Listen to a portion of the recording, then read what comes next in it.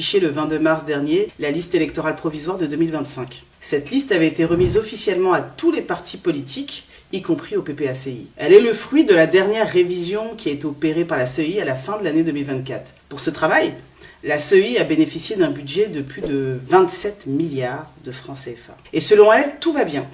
Le travail a été bien fait. Le président de la CEI l'a déclaré avec autant d'assurance que c'est lui qui est personnellement en charge de la sous-commission chargée de la révision de la liste électorale. Mais SAFE a examiné cette liste en détail. Et ce que nous avons découvert est tout simplement incroyable. Regardons de près cette liste qui a coûté plus de 27 milliards aux contribuables ivoiriens. Première chose, la CEI ne respecte même pas la loi. Selon l'article 2 de la loi du 9 octobre 2001, la CEI est chargée de gérer les fichiers électoraux, de mettre à jour la liste électorale chaque année et surtout établir une liste électorale fiable, juste et complète. Mais ce n'est pas ce qu'elle fait et pourtant la loi lui donne tous les outils nécessaires. L'article 4 lui permet de demander toute information utile aux mairies, aux sous-préfectures, aux tribunaux, aux hôpitaux, etc. Personne ne peut rien lui refuser dans le cadre de l'accomplissement de ses missions. Personne. La loi va même plus loin, puisque l'article 7 du Code électoral impose que la liste contienne toutes les informations essentielles pour identifier clairement chaque électeur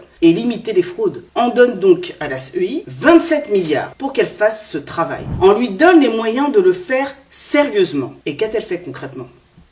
2 lettres. Une au ministère de l'Intérieur, pour demander la liste des personnes décédées, et l'autre au ministère de la Justice pour avoir la liste des personnes déchues de leurs droits civils et politiques. Et puis, plus rien. Mais vraiment plus rien. Aucune vérification poussée, aucun croisement avec l'ONESI, aucune enquête sérieuse. Résultat, plus de 6 millions d'électeurs inscrits sur la liste électorale sans y avoir droit. C'est le double du chiffre de 2023. Ce chiffre représente environ 70% des électeurs de la liste électorale provisoire. Qu'est-ce que ça veut dire exactement? Eh bien, ça veut dire que nous avons une liste électorale où plus de 6 millions d'électeurs prétendent ignorer l'identité de leur père, de leur mère, voire même des deux. Ou encore, ils prétendent ignorer la date et le lieu de naissance de leurs parents. Ou encore, ils prétendent partager avec des centaines et des milliers d'électeurs les mêmes parents.